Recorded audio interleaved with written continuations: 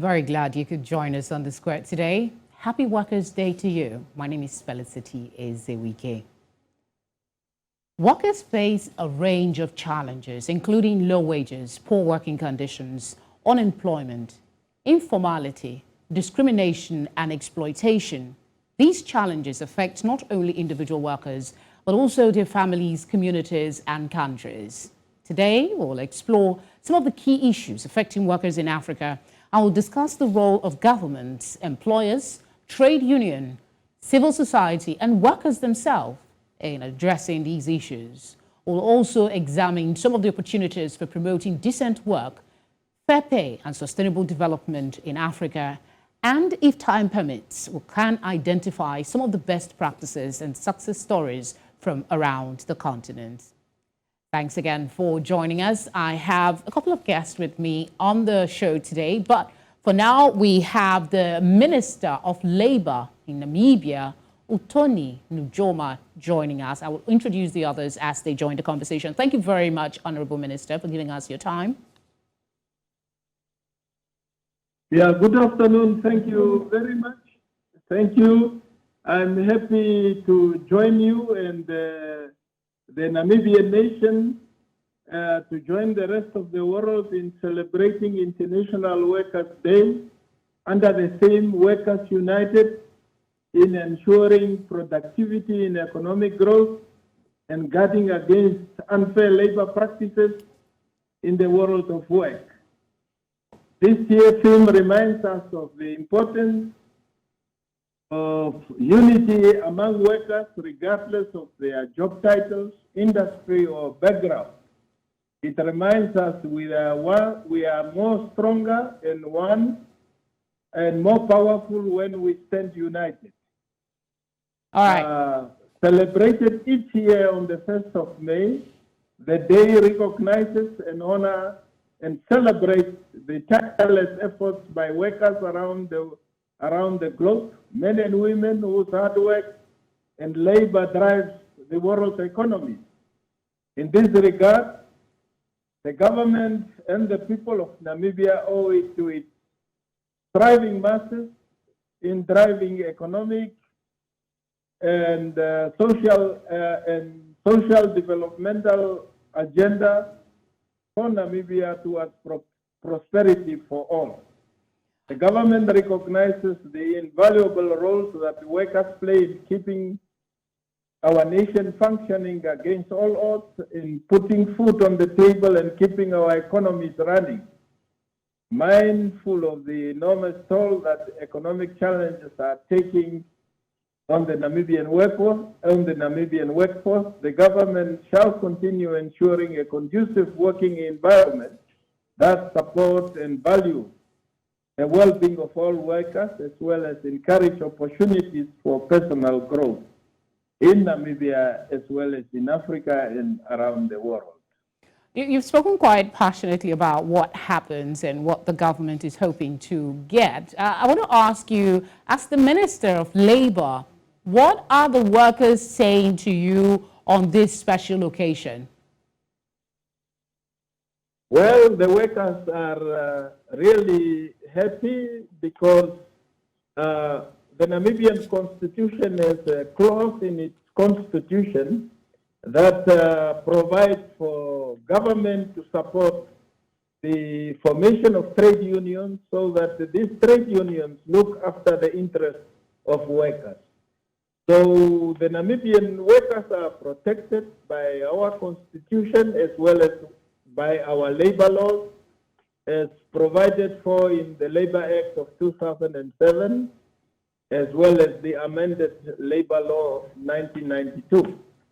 So under the tripartite alliance, we try to solve the problems of the workers, and Namibia is also a signatory to many ILO conventions that protect first and primarily the interests of the workers, as well as the interests of the employers, as well as the government. How effective is the implementation of labor laws in Namibia, to your knowledge?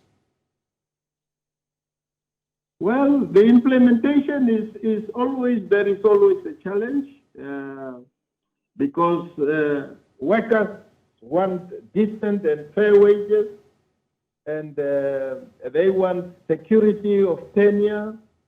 The workers need security and safety at the workplace. They also need to be protected at the workplace. So we strive to provide for the workers really by encouraging the employers to provide decent wages for the workers, living wages, so that they will be able to provide food on the table for their workers, for the workers and their families. Okay, we'll explore the conversation around wages, but first I'd like to talk to you as a ministry. What are some of the challenges that you've encountered in trying to make the living of, the wages of, or the condition of workers in Namibia a little better? Well, the challenges are many because we have, for example, many sectors of our economy. For example, the mining industry, the agricultural sector. That's where we are encountering a lot of challenges because the wages are not that we have managed to negotiate with the farmers' union to have a minimum wage for the workers, and we have also tried in the mining industry as well as in the fishing industry. But we are looking now at the minimum wage for all the workers in Namibia. But we are still negotiating with the employers as well as seeking, of course, the ILO advice on how we should go about in establishing a minimum wage for all the workers in Namibia. I want to ask you something quickly. I probably must have missed it when you mentioned it. How do you relate with workers in Namibia? Are they union leaders? How do you negotiate to arrive at an amount as wages for the citizens? Well, we have what we call a tripartite alliance that is established through the convention that we have ratified, or the ILO convention. And this tripartite alliance tries to always to meet so that we could see what can be done in order to be able to look after the interests of the workers. But we also have this tripartite alliance also meet under the Labor Advisory Council that advise the minister. At this council, we have the representatives of the trade unions, those are recognized trade unions, as well as the employers and, of course, government. So we work through this arrangement. Through this arrangement, we try to resolve the challenges the workers are facing. But it's not that easy because every industry has its own challenges. They want to maximize profits at the expense of the workers' health and safety and decent wages. So we need to always come together to try and to resolve these issues. Okay. I read something earlier today. There's an article with the caption, "Save Namibians from Low Wages and Small Increases." One of the persons quoted in that piece was the director at the Labour Resource and Research Institute, Michael Akupa. He is one of those who raised concerns about the impact of inflation rates, including those of borrowing on Namibia's citizens. According to him, and I'm quoting now, wages and adjustments have not been able to cater for inflation and soaring debt costs. Where increments were made, it did not cater for upward moving inflation and rising interest rates. End of quote. What's your reaction Yes, to this so, accusation? well, the economy, as you know, Namibia is a mineral exporting country, and commodity prices have dropped over the past few years, as well as the drought that has affected us for so many years. And then we had the COVID-19 outbreak here in Namibia, which has taken so many lives.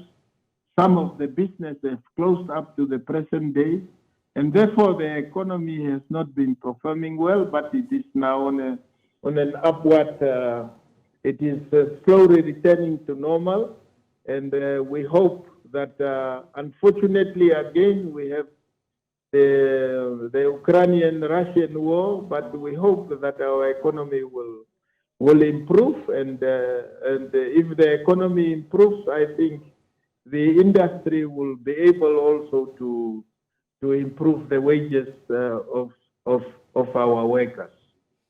All right, I understand we have joining us the Secretary General of CUPET, that's a Teachers Union. He is Mr. Akelo Misori. Thank you very much for joining us on the Village Square. Thank you so much for admitting me to your channel. It's our pleasure. Happy Workers' Day to you. Happy Workers' Day to you too. Thank you very much. So tell us, what is the emotion being expressed by workers in Namibia, in Kenya, I beg your pardon, today? The workers in Kenya are perturbed by the rising cost of living and low wages, and appeal to the president, who was in attendance during the International Workers' Day, was not greeted with very good and kind words, because the president did not raise even by 1% of the minimum wage. So workers in Kenya feel so much disheartened, and this one was the disappointment during the International Workers' Day being celebrated at the famous Uhuru Gardens in Nairobi, Kenya. What are the core issues that they are bringing to your attention? The core issues that the workers themselves are raising is the rising cost of living. At the same time, they are also disturbed by the caveat created by the Salaries and Remuneration Commission, especially on workers in the public sector, who blame that authority for infringing on the right to bargain. And they are also raising issues about the Convention 190 and 189 of the Geneva Convention, one on the decent work, and the other one on violence at the place of work. So those are the key issues which were which form the background of the workers' complaints during the International Workers' Today. And what is the government response to some of these complaints? Are there actions from the government that is showing a commitment to addressing the concerns of the workers? The government commitment was geared towards lowering the cost of food production, and the government is saying that they cannot they cannot engage in reducing the sale prices of the white flour, which is the main staple food for Kenyan population, but they want to do so through influencing the cost of production by subsidizing fertilizers and so on. But the rest part of the president's speech was basically political, because the opposition has also weighed in on the rising cost of living, and they are saying they are resuming demonstrations tomorrow. And the president was so much hard in saying that they cannot be blackmailed by opposition, who should know better on what affects the economy and how economy can be grown. If they cannot present their issue in parliament, then the president and those elected government will ensure that they proceed and protect property and life of Kenyans. I want to ask you this question, and that's taking us a little way back. There seems to be increasing a level of politics when it comes to the welfare in handling and dealing with the welfare of workers. In your opinion, this commemoration has been ongoing for decades, celebrating workers and raising issues about things that affect them. How has the commemoration of the day in Kenya evolved over the years? What are some of the major changes that you're noticing that has happened in your years in leadership? It has been the government practice to ensure that they raise the minimum wage of workers over the years. In fact, this is one of the years where the government has not raised the minimum wage of workers. And even the general wages have always been the focus of the government attention. But previously, it has not attracted the government attention as it were today, because the government in place was celebrating this one just a year after the general election. And the president chose to join the workers to celebrate the Workers' Day. And instead of giving them some motivation, he chose to address the opposition and also to pour cold water on the workers. Previously, the government of the day has always given hope to workers by at least raising the minimum wage, especially for those workers in the blue economy. Was there any reason given? Honorable Minister, I'll be right with you. I just want to get some perspective from Mr. Akello Misori. Are there any reasons given for the government's positioning when it comes to the welfare of workers? You talked about the fact that there was no increment or any talk about salaries this time around, more of politics. The only reason that the government gave was that the previous government had invested heavily and incurred a lot of debts.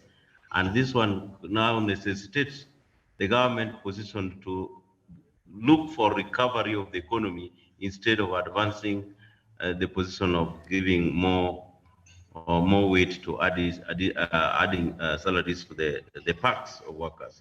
I think this is what characterized today's celebrations.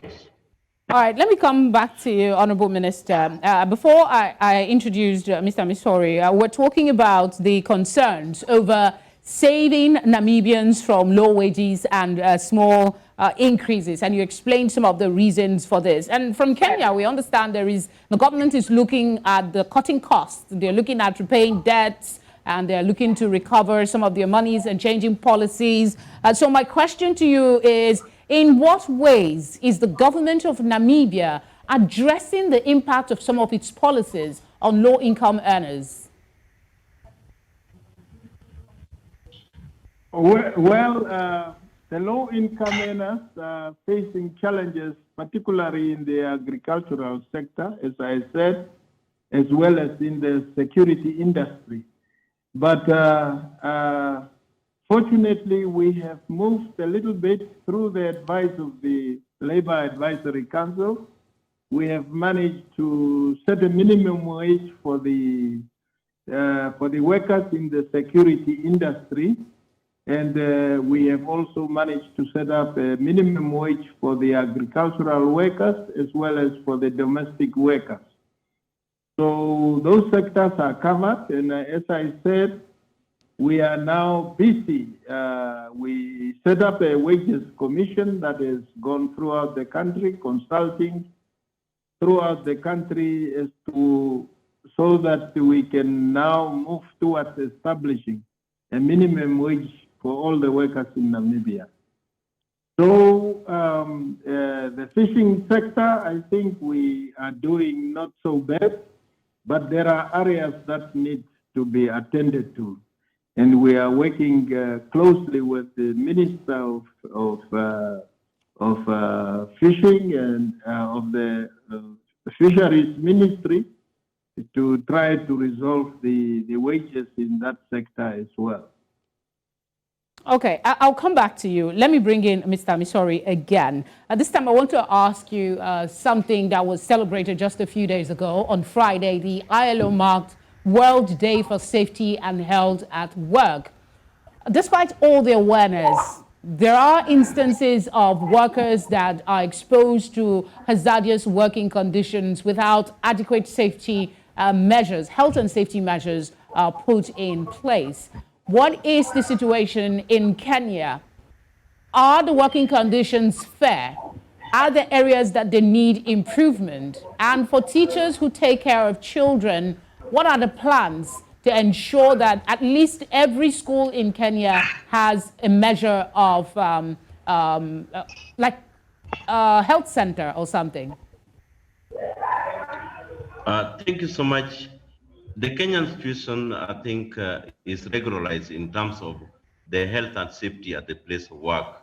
It is also in the Employment Act of Kenya, and therefore every work environment is covered under the hazardous, we call it Occupation Health and Safety Act. And this one cuts across all institutions where workers are involved. But more specifically in schools, before a school is established, there must be the Ministry of Health as to satisfy through the Department of Public Health that all the health requirements are ascertained. In circumstances where there are so many students in any institution, there is yes, provision for a health office. Okay, I think the network is acting up. We'll just take a quick break at this juncture to see if we can sort out the network issues. Hello, sir. Mr. Misori, the network seems to be hanging. We'll just take a short break. When we come back, we will continue the conversation. It is May Day, Workers' Day here in Nigeria as well.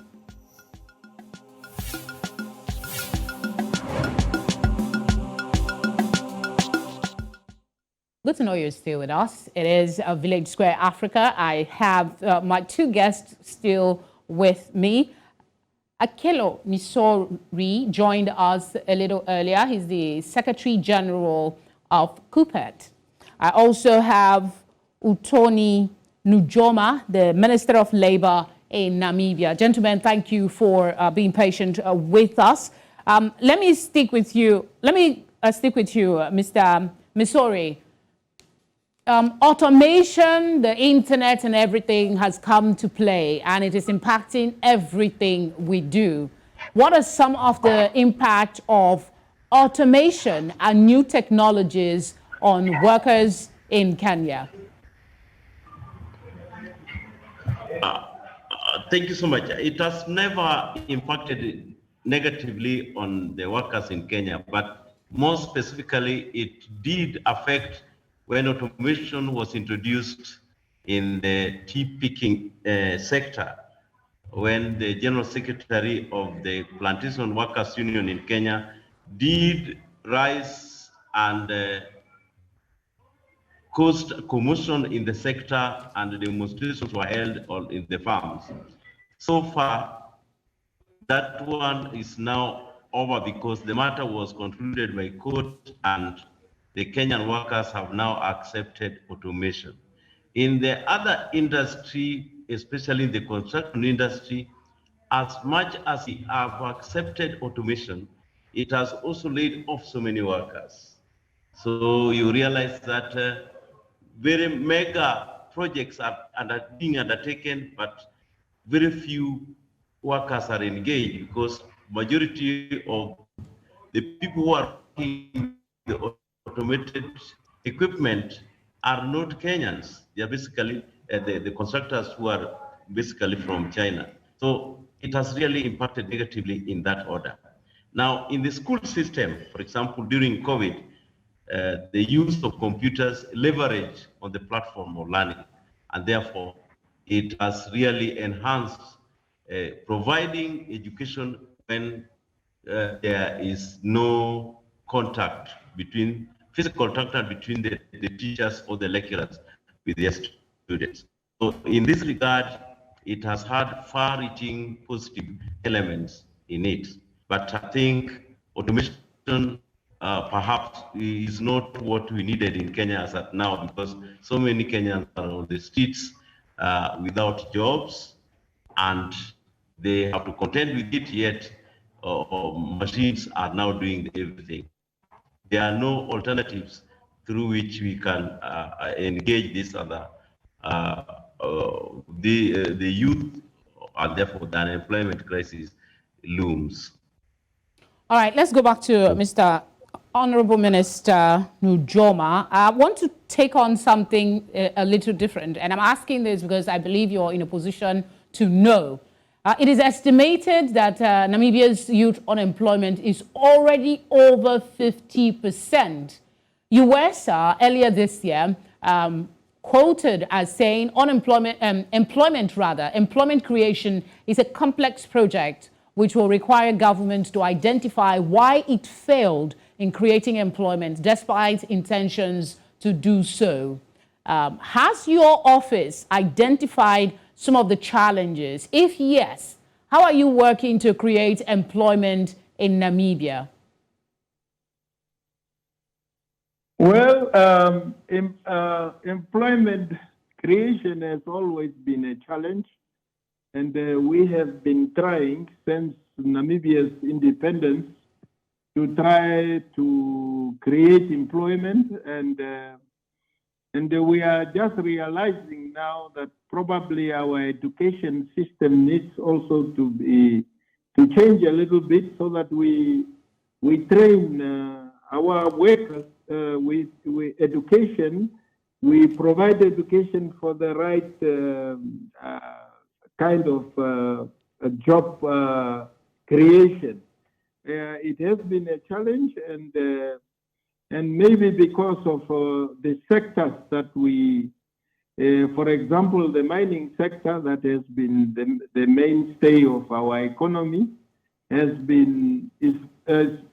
predominantly machine driven, and you employ very few people because all the heavy work is done by machines, and we have realized that we also need to look at that. And the fishing sector, we have managed to create more employment in the fishing sector, and we have done very well in that sector.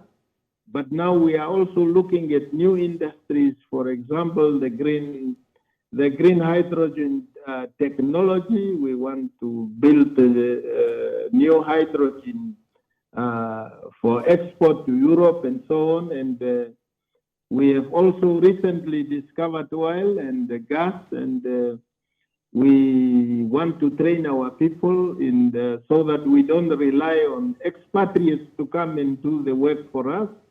So we are already trying to find the best schools and so on, and we are also busy with our development partners in sending students to go to Europe and other countries so that they can learn this technology, green hydrogen now that is coming because of the challenges of global warming and climate change.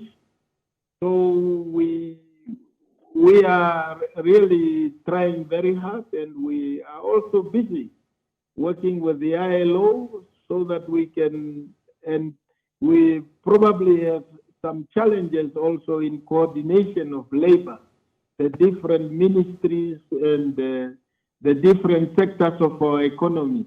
Yes, talking of the ILO, coordinating sorry to interject. Of employment creation, yes. Okay, I needed to interject when you mentioned the ILO. I understand there is a collaboration between your ministry and the ILO towards employment generation. You just mentioned it, so I want you to speak on that. How beneficial has that partnership been so far? And what further assistance are you expecting from the ILO in your efforts to generate employment? Well, the ILO has been very instrumental in assisting us, and we value the contribution of ILO in helping us with advice and also concrete steps that we have taken. We have been in collaboration with the ILO, and we have also a December country working program where we look at the various how we can coordinate employment creation in the whole country. So the ILO has been very, very useful to Namibia, and we will continue to work with the ILO. And also through the tripartite to see how we can improve on the area of job creation.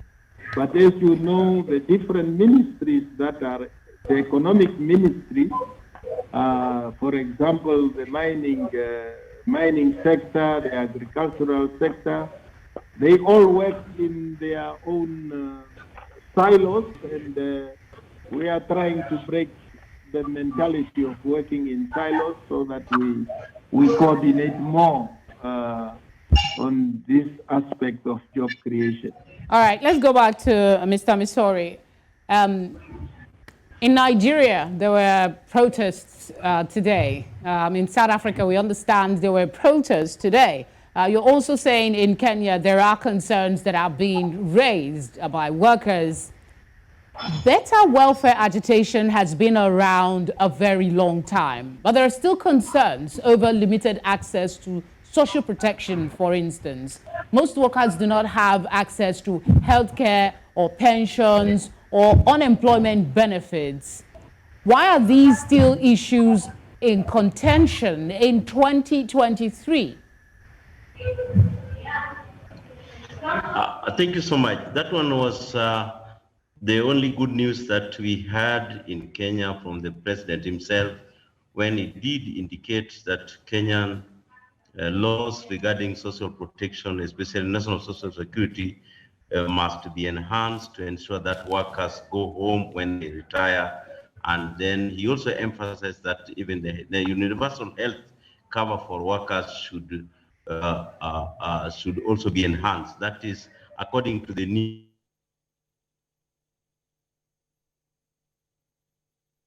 Okay, network has jumped into interrupt. Approach, okay. And in their manifesto on how they want to handle the issue of. Go ahead. But as have not been given a lot of weight in the current or in the up to 2023, because the government commitment, successive governments the world over have never prioritized the social protection of workers, and that these are the key issues which make workers to feel that they need to agitate better terms and conditions of work or of service as they endear to engage their employers. So these are the issues, and I think these are the issues which has compelled the International Labour Organization to come up with certain conventions to protect the rights of workers. We still realize that employers of sorts want to maximize on profit than to give workers certain protection to cover them. Okay, I'll ask this question of the both of you because we're time constrained now. I'll stay with you, Mr. Misori. Workers themselves have a role to play here. Beyond the protests and advocacy on May Day. That is the reason for which the workers exploit the internationally recognized platform we call social dialogue. And that is how we get the best from the employers through a platform we call social dialogue in what is referred to in our negotiation collective bargaining agreements. Once they are signed, then the workers are guaranteed a certain protection, especially according to what they demand and how they would wish to be treated at the workplace or by governments. Yes. Okay. Honorable Minister, your thoughts as well. You are doing all of this that you've enumerated on the square today to help improve the welfare of workers. In 40 seconds, if you can, talk to us about some ways that workers themselves can help and contribute in improving their welfare.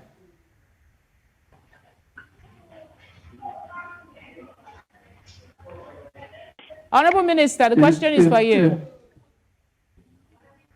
Hello, is the question directed to me? Yes, sir. Yes, sir. I'm trying to find out from you what you would say to workers on this special day as their way to contribute to enhancing their welfare. Yes, we encourage the workers, for example, the formation of trade unions, so that they can advocate for the rights of the workers. So in this regard, we are also closely working with the ILO, and very soon a team will visit Namibia from the ILO, from Accra, so that they can also engage with our workers. And I think it is important when workers are united and working together. I think they will gain more. But if they are divided and fighting among themselves, it weakens the trade union movement. I agree with you there. They have to be united. They indeed have to be united if they are to gain anything from government. Thank you very much, Honorable Minister Utoni Nujoma, Minister of Labour, Namibia, for joining us on the square. Thank you very much. And of course, to Mr. Akelo Misori, Secretary General of CUPET, we appreciate your time on the program. Thank you so much for welcoming me to your station. All right, ladies and gentlemen, while addressing workers' challenges require a multi-stakeholder approach, it is important to reiterate that governments play a crucial role in setting and enforcing labor laws and policies that protect workers' rights and ensure decent pay. Employers must improve working conditions and provide fair wages and benefits. Importantly as well, trade unions and civil society must not relent in holding governments and employers accountable for their commitment to workers' rights. With concerted efforts, we can ensure that workers enjoy their rights and dignity and that our economies and society are more inclusive, just and sustainable. That's where we will leave things for today. I thank you for your kind attention. Once again, happy Workers' Day, and I will see you next time.